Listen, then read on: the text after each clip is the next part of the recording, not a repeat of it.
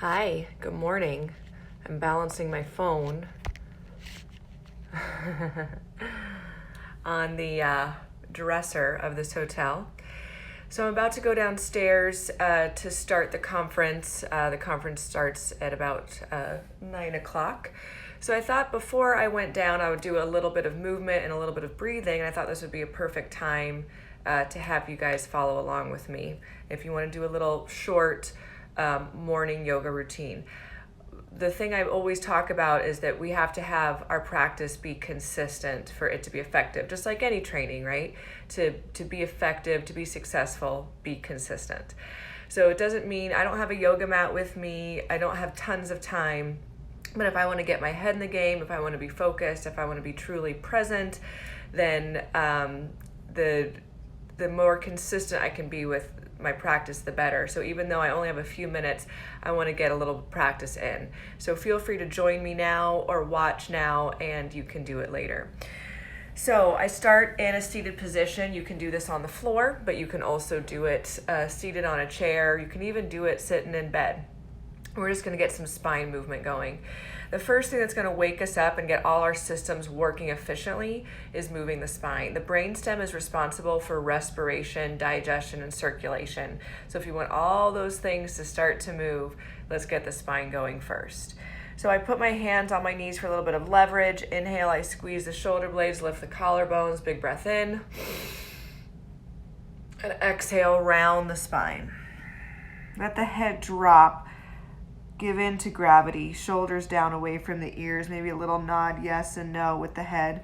And if you see me from the side, look how much movement I'm getting in my spine. Actually, not as much movement as I normally do because it's the morning, I've been traveling, but that's okay.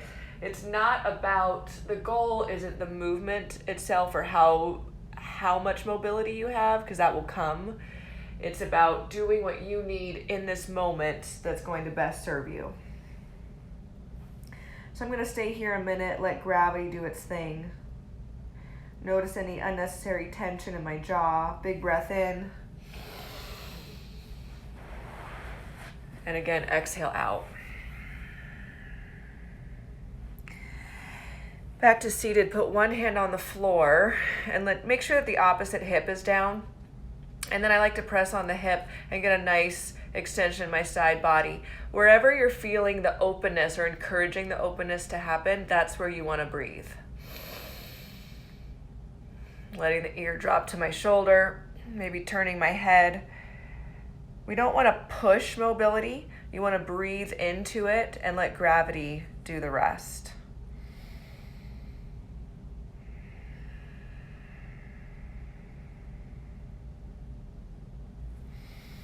Going into a deeper side bend. Again, wanting to let this hip sit down. If you lift it, you're not really doing much of a side bend. You're just taking this body and tilting it. So you really want to press down the opposite hip. And let's press on the hand that's on the floor and turn the chest up toward the ceiling. I feel like I'd have better light if I faced you this way. Let's try that. See if we get better light on the subject here and you can see me better. Let's see.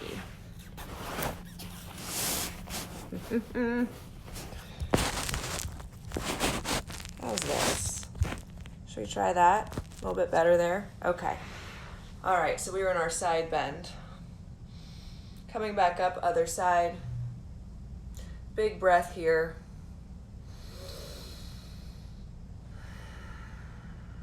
Chin to shoulder.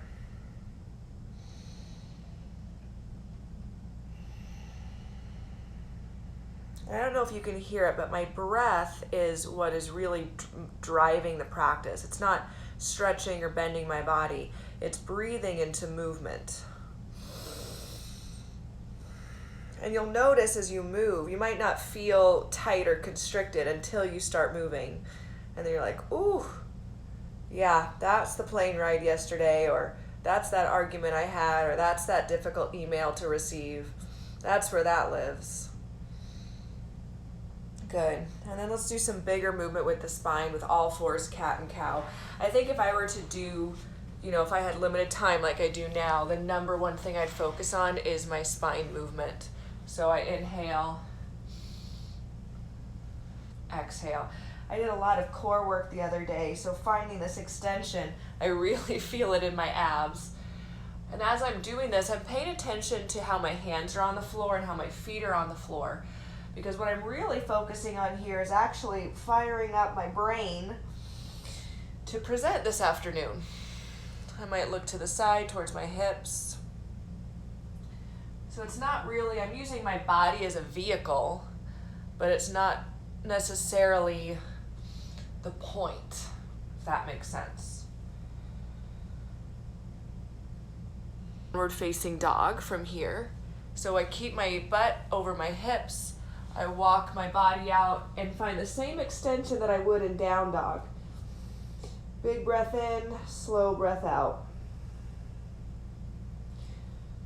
And I just shifted the shoulders towards my hips. So instead of this, do you see this with my shoulders? I'm moving it down, my shoulder blades down. Take the left arm, lace it underneath the right arm, and do a twist. Thread the needle.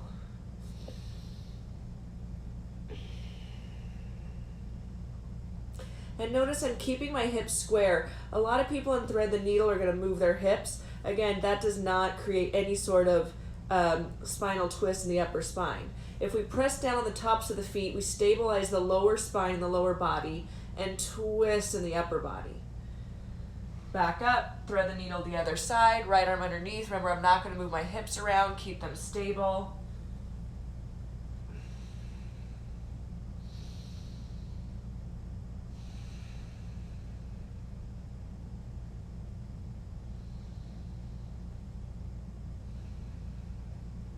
Back to half downward facing dog. Shoulders locked down into my scapula. Shoulder blades moving down to the hips. Back to all fours. Let's do some lunges. So right from all fours, taking the right leg forward or either leg, and putting both hands to the inside of the right foot, so that there's more space to release into the hip flexor. So if I turn sideways here, a lot of times we get caught up here because our hip flexor is so tight. So can you release it down, opening up the front of the hip and the psoas? I've heard this called our trauma area, the front of the hip, because even the slightest sort of being startled or pressing the brake abruptly on the car engages the psoas, the hip flexor. So the more we can release that without pushing or stretching, but breathing into it. Maybe adding a twist here, getting back into the spine again. Notice this shoulder. So instead of allowing the shoulder to twist with me, I'm pulling it down, keeping space in my neck. Big reach with the top arm. Good, let's bring it down and do the other side. Actually, before the other side, exhale and straighten the leg. As much as you can. It does not have to be all the way straight. Drop the head. This practice is more about waking up the body and the brain, so the connections and the conversation with the body and brain are accurate.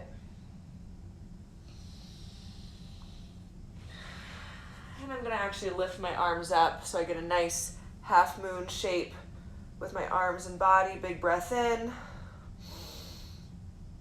Exhale down. Let's do the other side. Right leg back, left leg forward. Both hands to the inside of the left leg. And then you might be a little high at first, but as you exhale, you kind of move into the hips. Left hand to the left thigh and twist.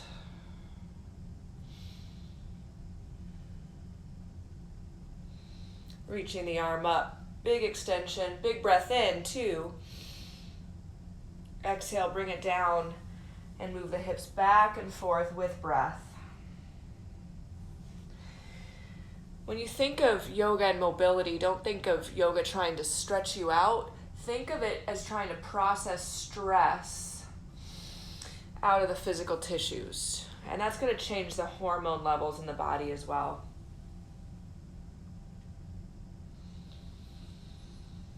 And when you think of it that way, then that resistance, and moving through the resistance kind of feels like a hurt so good. It's like, ooh, I'm rinsing out the stress. I'm rinsing out the trauma. Big breath in.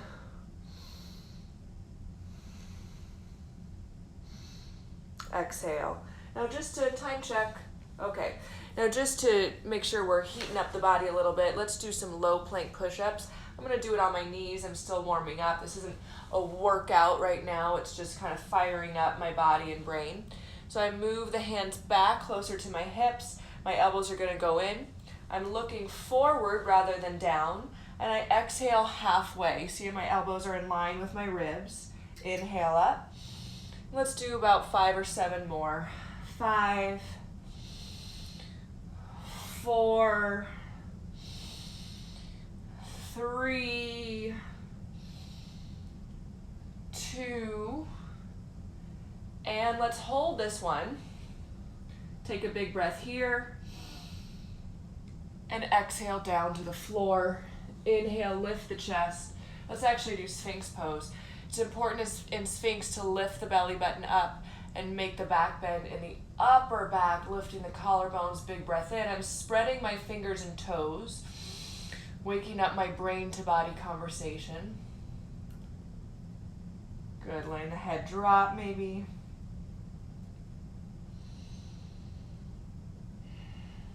And then back to, let's do a quick upward facing dog. All fours, round the spine. And then let's sit and do some breath work. So yoga is not just about moving the body. The body is one vehicle we can use, but we have to ride the wave of the breath no matter what we're doing. That's the most important thing. So to really get focused, let's do some breath work together. Let's do a alternate nostril breathing, and then we're gonna do 1 or 2 rounds of ladder breath. So it looks like this. Right thumb is going to close off the right nostril. I'm going to sit tall. And I'm going to take a big 3-part breath into my left nostril. I'm going to switch, sealing off my left and exhaling out my right. Breathing in the right. Seal and switch.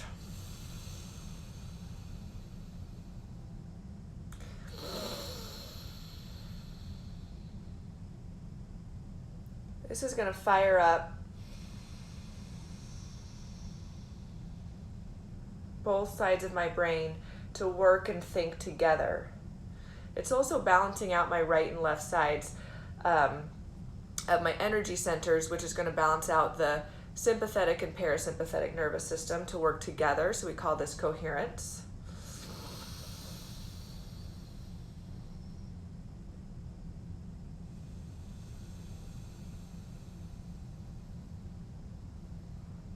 And in fact, in YFFR, we have a breathing technique called coherency breath. It's in for 3, hold for 2, out for 5.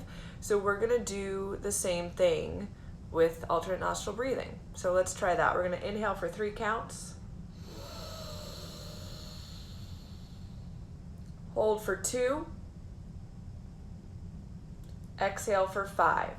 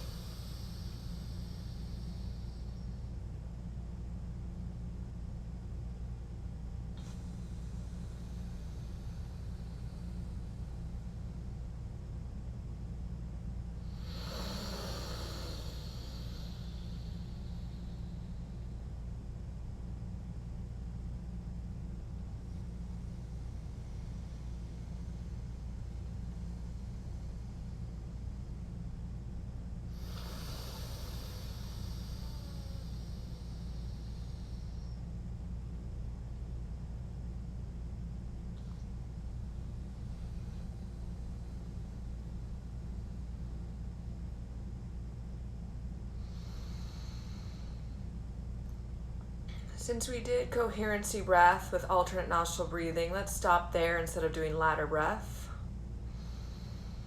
And instead we're going to finish with some 3-part breath and an anchor phrase or a cognitive declaration, a CD.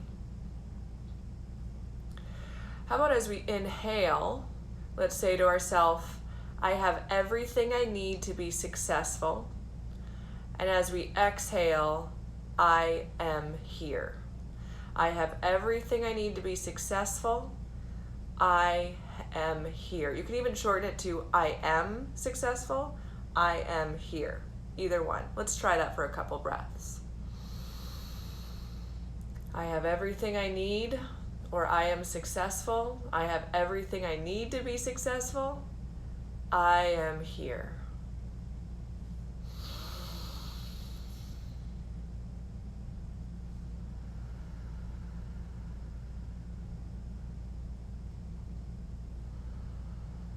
Still doing 3-part breath as we do this, because that's our little portal to our nervous system. I have everything I need to be successful.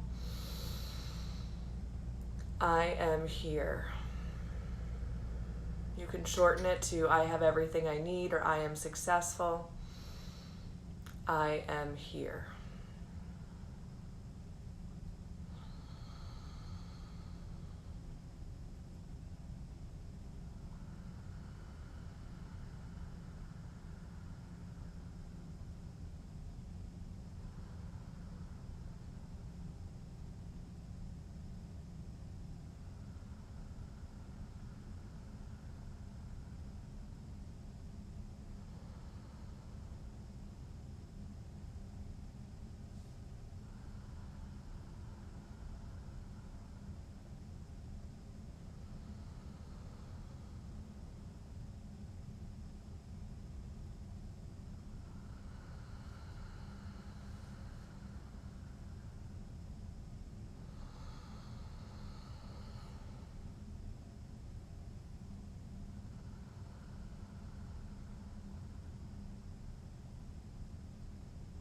And then if your eyes are closed, you can flutter them open now. And that's our practice for today. And it's 8:26, and I'm going to throw a jacket on and go downstairs and start my day at the conference. And I'll be checking with you guys soon. Hey, if you like these live practices, let me know. We can do one maybe once a week, and let me know what you'd like to see. And it's fun being with you here, and thanks for joining me on my practice today.